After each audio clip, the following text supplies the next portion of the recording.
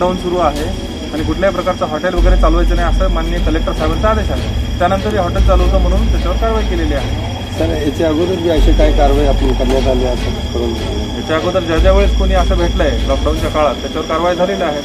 मनियार गल्लीमध्ये पण केलेलं आहे सील, इकडं देगलूर नाका परिसरातही सील केलेला आहे। सील वगैरे नाही आहे, आता याच्यात सील करायला जागा नाही आहे, ओपन स्पेसमध्ये हा करत होता साईडला, त्याच्यामुळं सील करण्यासारखं काही नाही आहे। परंतु जे त्याचं सामान वगैरे होतं ते महानगरपालिकेच्या ताब्यात देण्यात आलं आहे, ते जप्त करण्यात आलं आहे। याचे काही मूळ मालक आहे तुम्ही आणून आले पुन्हा तुमचं काय आमच्याजवळ त्यांची नावं आहेत, फिर्यादमध्ये दिल्यानंतर उद्या आपल्याला कळू। सर आपण महानगरपालिका या झोनल अधिकारी आहेत भागातील आपण या कंटेन झोन इथं जवळ आहेत, तरी इथं खुलेआमपणे जे सहजपणे रस्त्यावर लोक येत आहेत तरी कारवाई आपण किती केलेली आहे?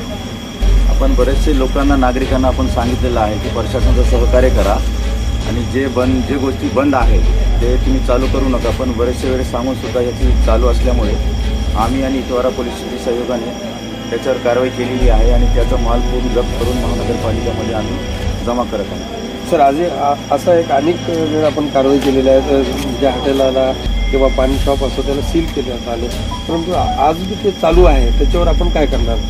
जसं या प्रकारे 188ची कलम सुद्धा लावण्यात आलेली आहे। आम्ही मागच्या वेळेस जी छट्टूची तहारीची हॉटेल आणि बरेचसे हॉटेलला सील केलेली आहे।